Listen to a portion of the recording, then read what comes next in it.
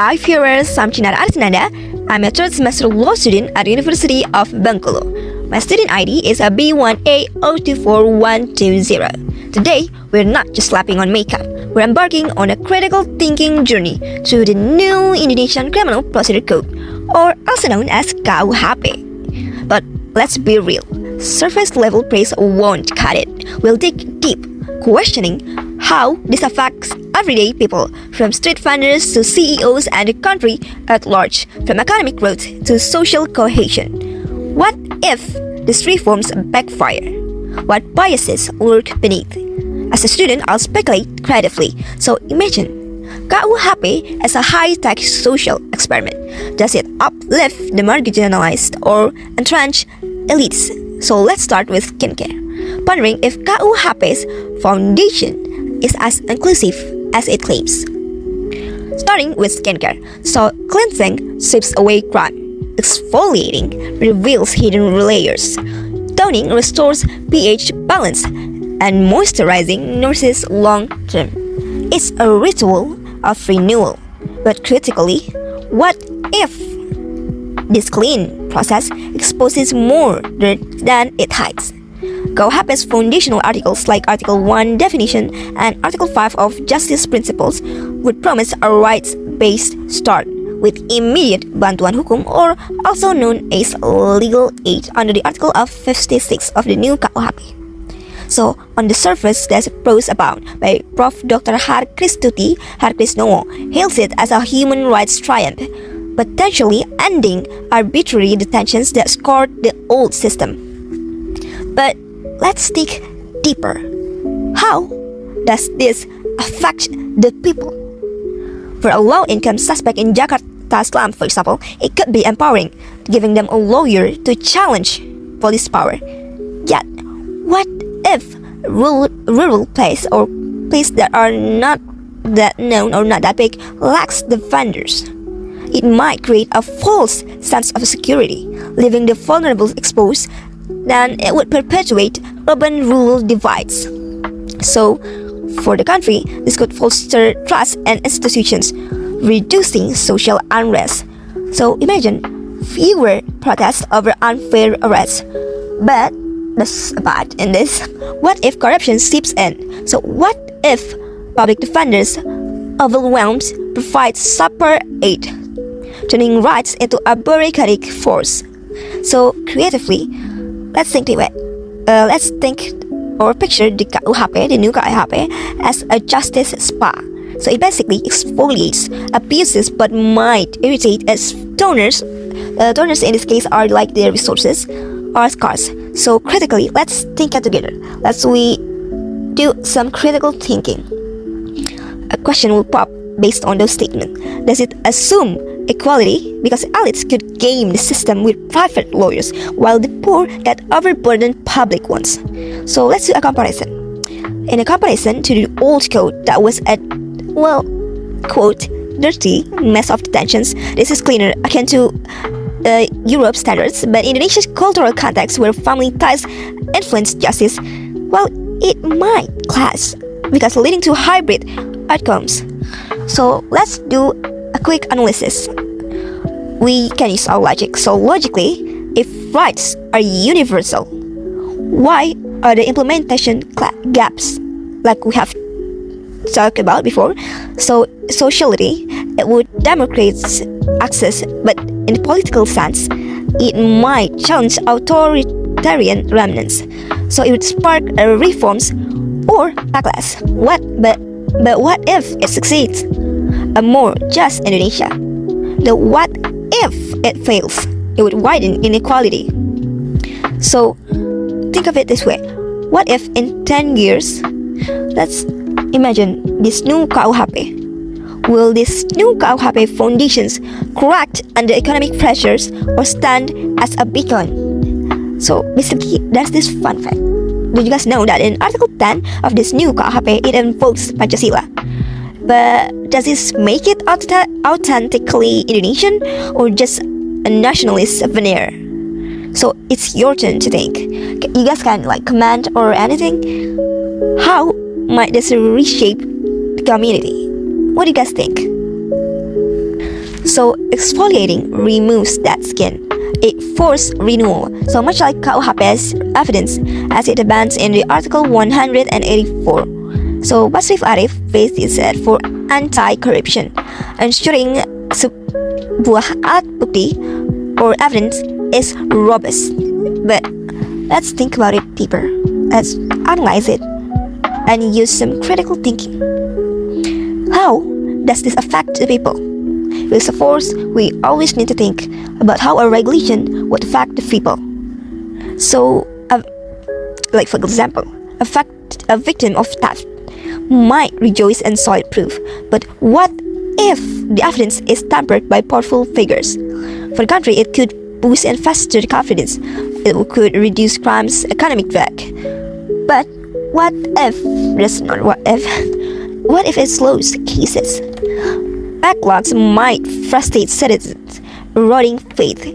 So let's think of it in a creative light. So let's think it in another POV, in another way, or in another light. Think of it like some kind of serum. When you skincare, the stone and the serum. So basically, it'd be, in this case, in this KUHP, it'd be a truth serum.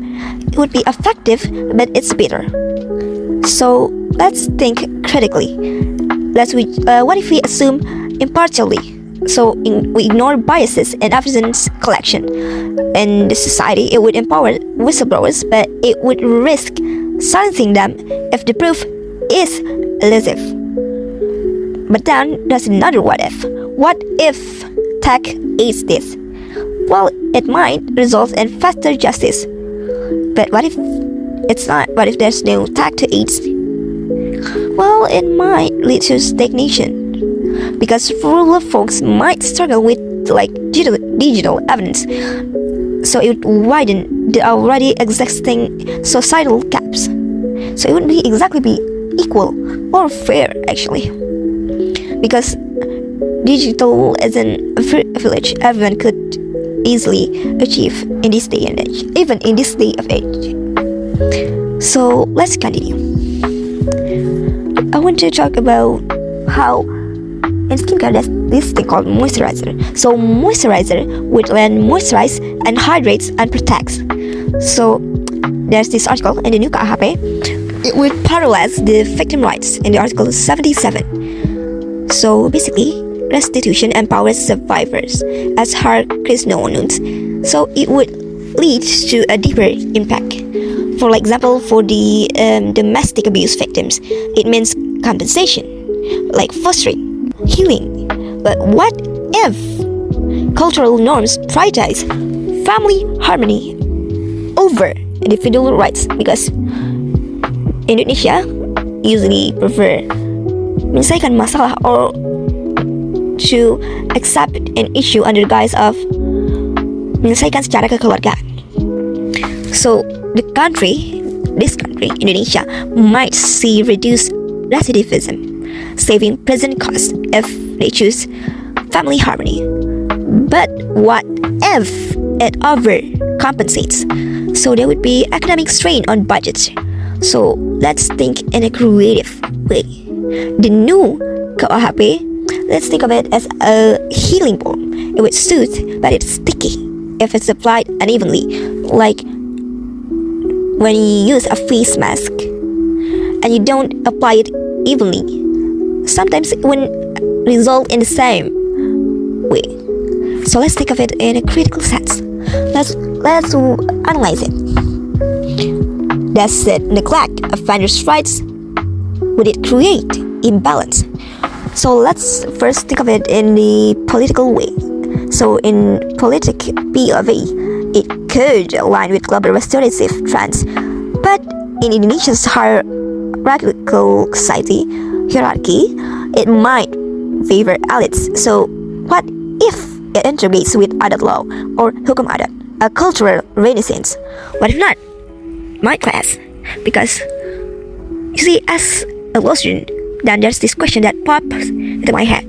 Is this moisturize sustainable, or will it evaporate under heat? Foundation blends for uniformity, like how I easily use foundation to cover my imperfections, like my zits or acne. So foundation would conceal imperfections to create a polished look. But critically, what if this polish hides cracks, injustice, like when you apply foundation the wrong way and your base cracks? So basically, this new KUHAP suspect writes in Article 50 until 60. It requires two evidence or two alat bukti under Article 52. That why? Because it aims to prevent hasty accusations. So it's to call it like some dignity affirming. It would protect the innocence, essentially. So let's say for a falsely accused youth in a poor neighborhood, it could prevent stigma and lost opportunities. But what if the evidence is subjective? It might favor articulate elites, would marginalize the uneducated. For the country, this could enhance the rule of law, attracting foreign investment. So basically, kind of like imagine what if Indonesia is a justice hub. So what if corruption persists? It becomes a paper tiger. It fuels cynicism. So let's think creatively. New KUHAP as a mirror of truth. It reflects reality, but it distorts if fogged by bias. So let's think critically. Let's analyze with our logic. Let's assume there's evidence equality, but there's power dynamics that skew it. Think how corporations might manipulate proofs. Or in society, it democratizes suspicion, but in the political sense, it could challenge police impunity, leading to reforms or resistance. But what if it integrates AI? Well, maybe there's smarter detections. But what if bias coded in? There'll be discrimination. So rural suspects might lack access, exacerbating divides. So, for example, like there's this innocent farmer, he's safe because of this, but at the cost of delayed justice for the victims. So overall, it's a safeguard, yet we must critique its elitist potential. So let's talk about this thing called consular after the foundation. It conceals spots trying to incorporate a liability, like in Article 100 under 110. So, for example, it would hold like CEOs accountable per bus tariff, but for workers harmed by corporations, it means resource. But what if small businesses collapse? So that would be economic fallout for the country. So creatively, KUHAP as a corporate mask, it reveals the truths but risk over concealment. It would target symptoms, not causes like criticisms. What if it attracts investment? GDP would dip. What if it succeeds? Well, maybe cleaner markets. But setting for durability, it would mirror tech in Articles 200 until 210. It would be efficiency. So for example, like for busy professionals, it would be online hearings. It would save time. But what if it got hacked? Well, there could be privacy breaches and it would impact millions. Like for the country, it could modernize, boosting digital economy. But what if rural areas lack? Well, we need digital apartheid, or it would cause it. So let's think some kind of tech utopia gone wrong. So let's make some assumption. Let's assume universal access for technology. Let's ignore the divides. What if AI biases amplify? There'd be a systematic injustice then. So eyes open perspectives, eyeshadows layers depth, eyeliners set boundaries, mascara amplifies. But what if this amplification distorts views of justice?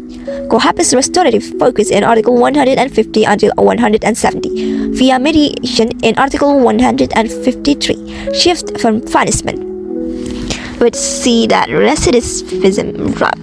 But for appetitive, dialogue might rebuild life. For victims, it would be closure. But what if such crimes demand retribution? There's cultural crisis in Indonesia, For the country, it could heal social wounds, reducing prison overcrowding, but there's also economic savings. But what if the community, the people, rejects